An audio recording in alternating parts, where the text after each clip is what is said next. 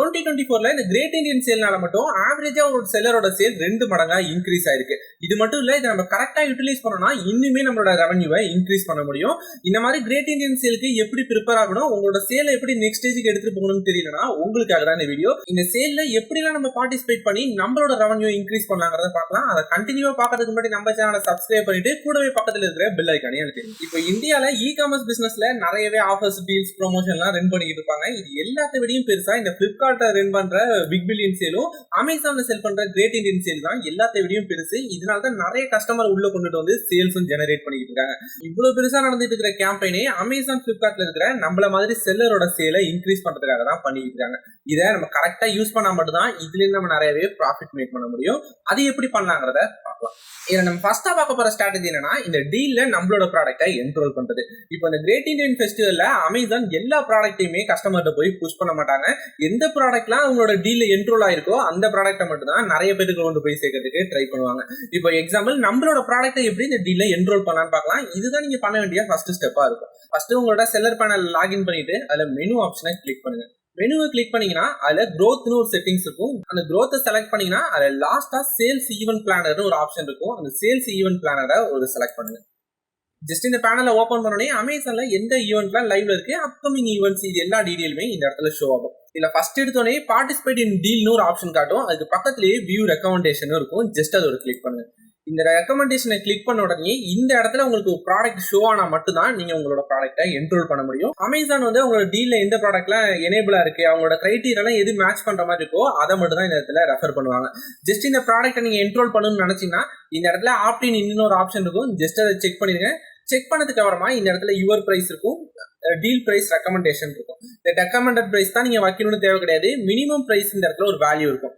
At least நான் இந்த இடத்துல நான் வேற ஒரு பிரைஸ் செட் பண்றேன். இந்த இடத்துல வந்து நான் அகைன் 389 கொடுக்குறேன். நான் 389 கொடுத்த உடனே எனக்கு இந்த இடத்துல ஒரு பாப்அப் ஷோ ஆகுது. அட்லீஸ்ட் உங்க ப்ராடக்ட்டுக்கு 5% ஆச்சும் நீங்க டிஸ்கவுண்ட் கொடுக்கணுங்கிற மாதிரி. அட்லீஸ்ட் இந்த ப்ராடக்ட்டுக்கு நான் 379 ஆச்சும் டிஸ்கவுண்ட் கொடுக்கணும். அப்பதான் இந்த டீல்ல என்னால பார்ட்டிசிபேட் பண்ண முடியும்னு காட்டுது. ஜஸ்ட் இந்த இடத்துல நான் 379 கொடுத்ததுக்கு அப்புறமா இந்த இடத்துல சப்மிட் ஃபார் ரிவ்யூன்னு ஒரு ஆப்ஷன் இருக்கும். ஜஸ்ட் அந்த சப்மிட் ஃபார் ரிவ்யூ கிளிக் பண்ணீங்கன்னா இன்னொரு பாப்அப் ஷோ ஆகும். ஜஸ்ட் அதை நம்ம கன்ஃபார்ம் மட்டும் பண்ணா போதும். நம்மளோட ப்ராடக்ட்டை ரிவ்யூ பண்ணிட்டு அமேசானோட நடக்கிற டீல்ல நம்ம ப்ராடக்ட்டை லைவ் பண்ண ஸ்டார்ட் பண்ணிடுவாங்க. இதுக்கப்புறமா அமேசானோட நடக்கிற கிரேட் இந்தியன் ஃபெஸ்டிவல்ல நம்ம ப்ராடக்ட்டும் நிறைய கஸ்டமர்கிட்ட போய் ரீச் பண்றதுக்கு சான்சஸ் இருக்கு. நம்ம நெக்ஸ்ட் பார்க்க போற ஸ்ட்ராட்டஜி என்னன்னா அமேசான் FBA. நீங்க இந்த டீல்ஸ் எல்லாமே நல்லாவே நோட் பண்ணி பார்த்துருந்தீங்க. அமேசான் ஆப்பை ஓபன் பண்ணி பாத்தீங்கன்னாலும் நிறையவே இந்த பிரைம் கஸ்டமரை மட்டும் டார்கெட் பண்ற மாதிரி ப்ரொமோஷன் எல்லாமே பண்ணிருப்பாங்க. எக்ஸாம்பிள் இந்த பிரைம் கஸ்டமருக்காக இயர்லி ஆக்சஸ் கொடுப்பாங்க, லிமிட்டடா ஒரு சில டீல்ஸ் கண்டக்ட் பண்ணுவாங்க. இந்த மாதிரி ஒரு சில அவங்களோட பிரைம் ஆடியன்ஸை மட்டும் டார்கெட் பண்ற மாதிரி டீல்ஸ் ப்ரொமோஷன் எல்லாமே நடந்துட்டு இருக்கும். நம்மளோட ப்ராடக்ட்டை அமேசான் FBAல வச்சோம்னா நமக்கு ஆட்டோமேட்டிக்காவே பிரைம் பேட்ச் கிடைச்சிடும். அதோட இல்லாம நம்ம ப்ராடக்ட் ஈஸியா கஸ்டமரை போய் ரீச் ஆகிறதா இருக்கட்டும். நம்ம அமேசான் FBAல ஒரு ப்ராடக்ட் வச்சிருந்தோம்னா அது அமேசானுக்கு அஷ்யூரான ஒரு ஸ்டாக், அவங்களால ஈஸியாவே அதை டெலிவரியும் பண்ண முடியும். இந்த மாதிரி நமக்கு நிறையவே அட்வான்டேஜஸ் இருக்கு. நம்ம ப்ராடக்ட்டுக்கு விசிபிலிட்டிஸும் இன்க்ரீஸ் ஆகும். உங்களோட ப்ராடக்ட்டை MFNல கம்பேர் பண்ணும்போது இந்த மாதிரி டீல் டைம்ல எல்லாத்துலயுமே FBAல வச்சீங்கன்னா அதிகமான சேல்ஸ் உங்களால ஜெனரேட் பண்ண முடியும். நம்ம அடுத்ததா பார்க்க போற ஸ்ட்ராட்டஜி என்னன்னா ஆட்டோமேட்டிக் பிரைசிங். இந்த ஆட்டோமேட்டிக் பிரைசிங் செட் பண்ணிட்டீங்கன்னா என்ன ஆகும்னா, அதிகமான காம்படிஷன் இருக்கும்போது நம்மளோட ப்ராடக்ட்டோட பிரைசிங்கை ஆட்டோமேட்டிக்காவே கம்மி பண்ணும். இதுவே கம்மியான காம்படிஷன் இருக்கும்போது நம்மளோட ப்ராஃபிட்டை இன்க்ரீஸ் பண்றதுக்காக நம்மளோட பிரைசிங்கை இன்க்ரீஸ் பண்ணும். பேசிக்கா காம்படிஷனை பேஸ் பண்ணி நம்ம கொடுத்துருக்கிற மினிமம் வேல்யூ டு மேக்ஸிமம் வேல்யூவை நம்மளோட அமௌண்ட்டை ஃபிளக்சுவேட் பண்ணிக்கிட்டே இருக்கும். அதோட மெயின் கோலே அதிகமான கஸ்டமர் நம்ம ப்ராடக்ட்டை வாங்கணுங்கிறதுக்காக தான். இந்த ஆட்டோமேட்டிக் பிரைசிங்கை எப்படி நம்ம லைவா செட்டப் பண்ணலாங்கிறத பார்க்கலாம். இது ரொம்பவே எஃபெக்டிவான டூல். இந்த மாதிரி டீல்ஸ் டைம்னா கண்டிப்பா யூஸ் பண்ணுங்க. உங்களோட இன்வென்டரியை ஓபன் பண்ணீங்கன்னா அதுல பிரைசிங் செக்ஷன் ஒரு ஆப்ஷன் இருக்கும். அந்த பிரைசிங்க்கு கீழேயே மினிமம் பிரைஸ், மேக்ஸிமம் பிரைஸ்னு 2 காலம் இருக்கும். இதுல ஃபர்ஸ்ட் மினிமம் பிரைஸ்ல எக்ஸாம்பிளுக்கு நான் ஒரு 349 கொடுக்குறேன். மேக்ஸிமம் பிரைஸ் வந்து நான் ஒரு 399 கொடுக்குறேன். இப்படி கொடுத்துட்டேன்னா காம்படிஷனே இல்லாத போது என்னோட ப்ராடக்ட் வந்து 399க்கு செல் ஆகும். அதிகமான காம்படிஷன் இருக்கும்போது என்னோட பிரைசிங் ஆட்டோமேட்டிக்காவே ரிடியூஸ் ஆகி 349 ஒர்க் ஆகும். இப்படிதான் நம்ம இந்த ஆட்டோமேட்டிக் பிரைசிங்கை செட் பண்ணணும். இந்த ஆப்ஷன் உங்களுக்கு ஷோ ஆகணும்னா ரொம்பவே சிம்பிளான ஆப்ஷன் தான். ஜஸ்ட் இதுக்கு பக்கத்துல இருக்கிற எடிட் பட்டனை கிளிக் பண்ணுங்க. எடிட் ஆப்ஷனை கிளிக் பண்ணீங்கன்னா இல்ல நிறைய செக்ஷன் இருக்கும். ஆஃபர்னு ஒரு செக்ஷன் இருக்கும், அதை கிளிக் பண்ணிருங்க. அதை கிளிக் பண்ணிட்டு கீழே ஸ்க்ரோல் பண்ணீங்கன்னா ஆட் பிரைசிங் ரூல்னு ஒரு ஆப்ஷன் இருக்கும். ஜஸ்ட் அதை ஆட் பண்ணுங்க. இதை ஆட் பண்ணதுக்கு அப்புறமா இதுல வந்து ஒரு competitive pricing rule by Amazon ஒரு செக்ஷன் இருக்கும். ஜஸ்ட் அதை கிளிக் பண்ணி உங்களோட மினிமம் பிரைஸும் மேக்ஸிமம் பிரைஸும் கொடுத்துட்டு சேவ் கொடுத்தீங்கன்னா போதும். இந்த ஆட்டோமேட்டிக் பிரைஸ் உங்களோட லிஸ்டிங்க்கும் எனேபிள் ஆக ஆரம்பிச்சு.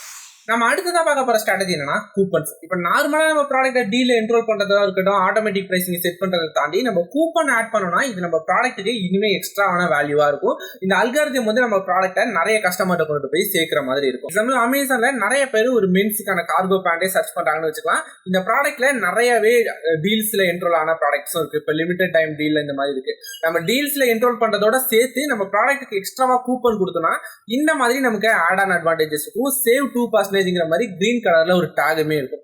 எக்ஸாம்பிள் நம்ம ப்ராடக்ட்டை கிளிக் பண்றது மூலியமா அந்த கூப்பனை யூட்டிலைஸ் பண்ணி கஸ்டமர் இன்னுமே எக்ஸ்ட்ராவா சேவ் பண்ண முடியும். அதனால உங்க ப்ராடக்ட்டுக்கு கூப்பன் யூஸ் பண்ணீங்கன்னா நார்மலா ரீச் பண்ற கஸ்டமரை விட அதிகமான கஸ்டமரை உங்களால ரீச் பண்ண முடியும். கூப்பனை நீங்க எப்படி எனேபிள் பண்ணலாம்னா அகைன் அமேசான் பேனலை ஓபன் பண்ணிருங்க. அது மெனு ஆப்ஷனை கிளிக் பண்ணுங்க. மெனு ஆப்ஷனை கிளிக் பண்ணீங்கன்னா அது அட்வர்டைசிங்னு ஒரு கன்சோல் இருக்கும். அந்த அட்வர்டைசிங்ல கூப்பன்னே ஒரு செக்ஷன் டெடிகேட்டடா இருக்கும். இதுல போய் நீங்க எந்த ப்ராடக்ட்டுக்கு கூப்பன் ரன் பண்ண போறீங்க, எத்தனை பர்சன்டேஜ் கூப்பன் ரன் பண்ண போறீங்க, எல்லா டீடைலும் ஃபில் பண்ணி நீங்க சப்மிட் கொடுத்தீங்கன்னா போதும். டீல்ஸ் ரன் ஆகிறதுக்குள்ள உங்களோட கூப்பனும் லைவ் ஆக ஸ்டார்ட் ஆகிடும்.